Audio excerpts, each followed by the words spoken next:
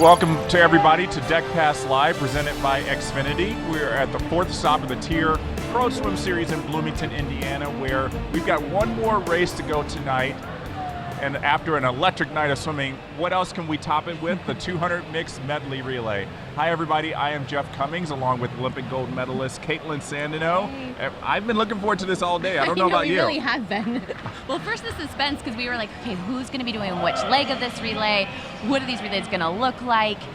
And now we have the lineup. And there's some impressive teams that have been put together for this. I'm excited. So basically what it is, it's the 4 swim squads, or they're just competing for pride. There's no points on the line, there's no actual money on the line. They're just gonna give the crowd a show here. So we got in lane 3, as you see, Connor Jaeger's team, lane 4, Maya Dorado's team, lane 5, Camille Adams' team, and then lane 6, Elizabeth Beisel's team.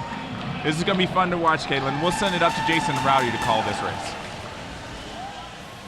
Jeff, Kaitlin, thanks. We're ready for this one. We think mixed medley is always a challenge to call, watch, to enjoy, with the wild swings, again, with the men and women in the different strokes.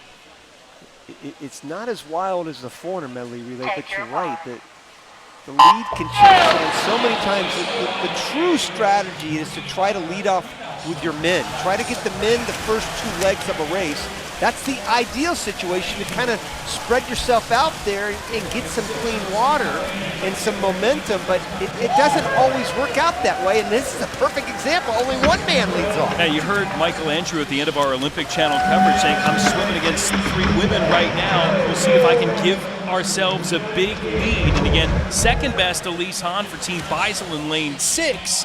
And again, now to the breaststroke, and it's Lily King doing the job for Team Adams in lane 5. This is about as good of a 1-2 punch that you want to have on a relay. Michael Andrew, one of the best sprint backstrokers in the world, versus the best sprint breaststroker in the world. She's not going to give too much room to these men that are trying to chase her down. Ain't going to work. Devin Nowicki second there for Team Dorado. Andrew Wilson for Team Yeager in lane 3, third right now. Team Adams still has the lead, giving it to Ian Finnerty for the flop. I just don't see this relay losing. I mean, Ian Finnerty, more known as a breaststroker. He's the fastest 100-yard breaststroker in history. He's got a pretty good butterfly as well. It is clear sailing. There is just, well, I don't want to say this in that relay, not in this relay. You would think that Zach Apple might have a chance in the 400 medley relay. I would say he definitely would. He's right there toward the top, at the top, but he's going to run out of room. There's just no way. He may run down Simone Manuel, but he's not going to catch this house relay of Margot Geer. Margot Geer given a big lead, doesn't waste it. Simone Manuel able to hold off Zach Apple there at the end. Zane Grothy, too much ground to cover as he ends up in 4th. So it's Team Adams fortified by that great opening stretch from Michael Andrew, Lily King, Ian Finnerty keeping it going, and Margot Geer bringing it home. And this is the tough thing that happens with these swim squads when they come into a meet like this, because not all their best swimmers on these teams are here at this meet. So the captains of these teams really kind of have to have a little bit of a strategy. Where do you put your best swimmers? Do you put them in off events? Where do you put your swimmers that might not have a chance into a better event that might be better for them for this relay, for this specific relay? So it's a crazy relay, and I can't wait to watch it, not only this summer, but as well as in Tokyo. We had some dominating performances in the night of finals on our Olympic Channel show, and Team Adams there routing the field in that mixed medley relay. Let's get you back to Jeff and Kaitlin. That was a fun one to call, guys. Well, thank you guys for calling. As you said, Jason, that's a challenge to call. I don't know. It was, you know, we were talking about this earlier. We thought that Camille Adams' team was going to win. We did. But you never know what's going to happen. Is a male swimmer going to run down a female swimmer? Right. And like we saw, Simone Manuel was able to hold off Zach Apple. You just never know, and that's what makes it so exciting. And I would love to see Zach Apple split, because I'm sure he's like, I got to get them. Yeah. If I just had a little bit more pool, maybe. But those ladies had a commanding lead, and Michael Andrew said what he's going to do, give them that big lead and see if they can hold it. Yeah, he had a pretty good swim. That was his third 50 of the night. He knows how to do those 50s. He does. So he doesn't have a problem with those. Yeah, thank you everybody for watching that.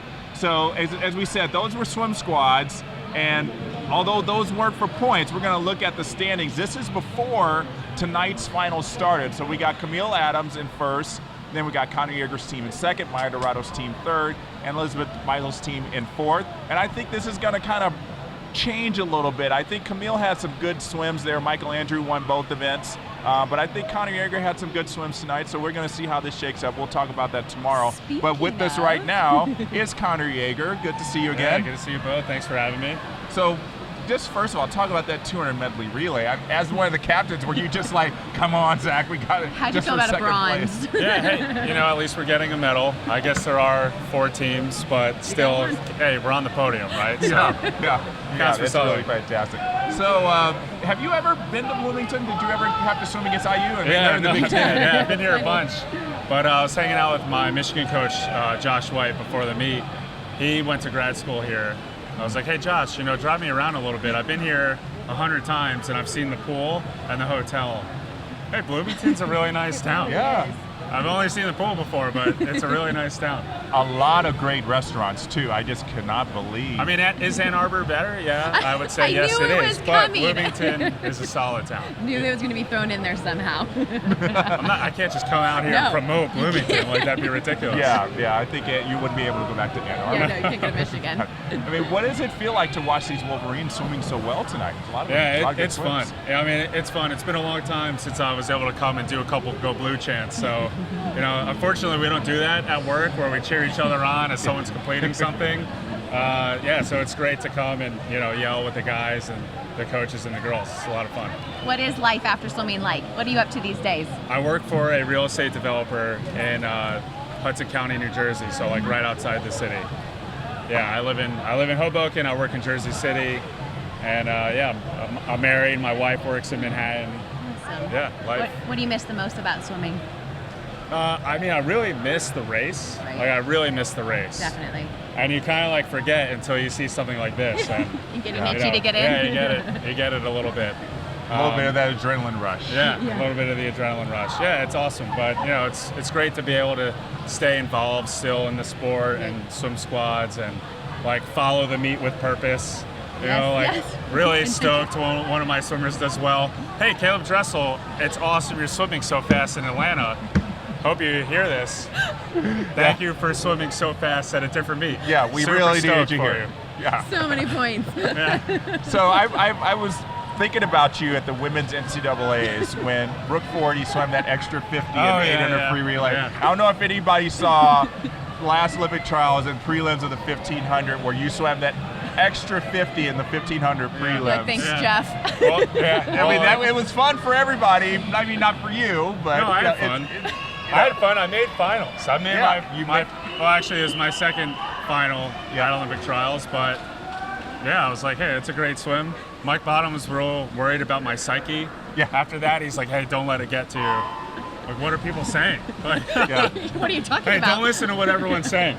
What are they saying? I think what you should have done is gone to the referee and said, hey, I did an extra 50 in prelims. Can I bank that and only go a 1450 in finals? That in the final. Does it work that way? Yeah, that would have been free. So we asked you what you miss most. What do you miss least about swimming? I like that. Wow. The warm down pool, is that giving you a little anxiety? Yeah, you know what? It's so crowded. Meet warm up. I had to do the same meet warm up at every meet, and I hated it. So I don't miss meet warm up at all. The racing, absolutely. Even practice, I miss, but meet warm up, don't miss at all. But as a distance swimmer, how much would you do for your warm up yardage wise? Like $2,000 before a pace, and then I would get in again right before the meet. Yeah. So each session is $3,000. That's a lot. It's a lot. At least. Yeah. Even for you, a distance swimmer who's doing a 1500, you don't want to do that much more. Just think, by the end of the day, you've done 6,000 meters. Yeah, it's brutal. It's crazy. Well, it's so great to catch up with you, Connor. Thanks for stopping by, and we're rooting for this Jaeger squad. I know you guys are all you're getting close. Camille's got a target on her back. She's had it since the beginning. I know you guys are hoping that you can rally around for Clovis. I think we have a strong day tomorrow, and this meet and the last meet are really interesting because everyone doesn't have the same schedule at this point. Some people are electing to either not go to another meet before Worlds or doing a closer meet like the Atlanta meet. So Yeah. Like Caleb Dressel. Like Caleb Dressel. Caleb Dressel. Hey, Text him. Always do what is best for you. I'm just giving you a hard time. Yeah. But swim squads is very important. Yeah. Doing it for the charity. What is your charity, by the way? So it's Covenant House, and they are, their mission is to get homeless youth off the street. Oh, amazing. So it's 31 cities around the world, and like every morning, 2,000 youth wake up in a Covenant House bed. So they're having like a real impact in real people's lives. And I was able to participate in their Young Professionals Sleep Out in New York. They do like around this, it's not just in New York City. There's one in Newark and in other countries, other cities around the country. Okay. But yeah, just like to help raise awareness for homeless youth and raise some money in order to go sleep in a sleeping bag outside. Yeah. That's really but yeah, it's been great to get involved in I was that. gonna say, it's great to see you getting involved more, deeper into the level, not just scratching out the surface. So good for you. Yeah. Well, good. Well, we're hoping that swim squad, the Connor squad, gets that $10,000 to help the homeless youth. That will be very important. So, I'm sure you were watching a lot of races tonight. Regan Smith's 200 backstroke, electric. Dominant. 17 years old, and this lady is just not stopping. I mean, we're 14 months out from Olympic trials, and she is doing some amazing, amazing stuff here. And Kaitlin, I thought this was just going to be not a ho-hum race, but, I knew she was going to really take it out. But she was really in command here, even from the first 25, had a nice tempo. She's fourth from the top. And here we go into the 150 turn. She's already got a little more in a body length lead, and it's just absolutely incredible. And right at this point, I was thinking, oh, she's going to go 207. And that's right on her and then the junior crowd world started record. Going a little wild. And then she goes 206.4, just missing her best time, which happens to be a world junior record, by 4/100ths of a second. Absolutely amazing. And she said she was surprised by that. I can't wait to see what she does at World Championships. Oh, definitely. Absolutely incredible. And Speaking of somebody I can't wait to do at World Championships, Michael Andrew, thank you for thanks for having me again. So, Regan Smith. Oh my gosh, like I said earlier, watching her swim has been amazing. All these pro series, she's been like really lighting it up. So, and I've been friends with her for a while now. We've been doing junior team trips, and so to kind of go through the ranks with her and see that growth and progress, it's exciting. Everybody loves Regan. Yeah, who doesn't love Regan? Everybody loves Michael. You're so great with your fans. Your interaction with them is so incredible. Doesn't hurt that you just won like 3 events, in one night, and people probably are seeing your name more and more. What is that social media presence like? How does that feel, I believe, that you're being able to engage with everybody? I think the world of swimming and athletics is changing. I think social media wise, like if you're not on it, you have to be in it. And so I vlog, Cody's been vlogging, like YouTube, Instagram's growing, all of that. I think what's cool is you draw an audience that's maybe outside of swimming. It brings them into the swimming community, and also it's encouraging for the swimming community because I have a lot of younger kids that watch and follow, and I'm able to keep up to date with them. Like I was just in Budapest, and I'm able to post vlogs and share like the behind the scenes stuff that they normally never get to see. So it's very easy for me to do and exciting. So let's talk about tonight. I want to talk about Budapest and China, but let's talk about tonight first. You're telling it's just 350s, but that's a really interesting double because it was really back to back. Like you had to walk back after this 50 breast to do a 50 fly. But take us through this 50 breast. You had a really stacked field. There you are, fourth from the top. Obviously at 50 breast, you have to be in control. You can't spin your wheels. 100%. So this was something I was actually focusing on in the prelims was while we were overseas, I tend to, the first 2 strokes, rush into it. And I missed that catch immediately. So here I tried to really slow it down. So we checked some markers and through USA Swimming Help, I realized I'm one of the fastest to the 15 in the world. But from 15 to 20, I'm the slowest. So I lose all this ground in just that 5 yards, and we figured, well, it has to do with the breakout and the strokes. And then so how much time did you just have in between these 2 races? I think it was a good 10, 15 minutes. It's just a cool just enough to change my suit and get ready for the fly. You changed suits? I did. So I raced in a breaststroke suit for breaststroke and then freestyle suit for everything else. And it makes a huge difference in the suits. And did you breathe at all in this 50 fly? No, so I did take 1 breath. It was like 10 or 15 meters out. I went into it planning on not taking a breath. My fastest time is always no breath. But once I got there, I was like, I need the air. I just need it. And I'm glad I was still able to pull out the wind because I was a little worried. Once I took that breath, I knew Luis was right there.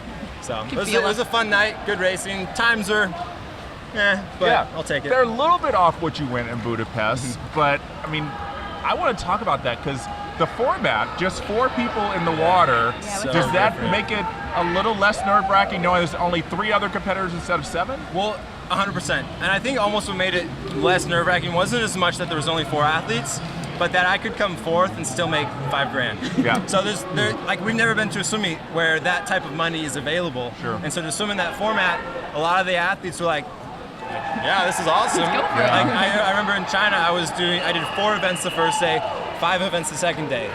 There were no expectations to win all the events. You know, I was like, do as good as you can the first 2 and then survive the rest. But I was like, heck yeah, I'll do the extra events because I'm still gonna make money. Yeah. And so it was really cool, a lot of fun racing.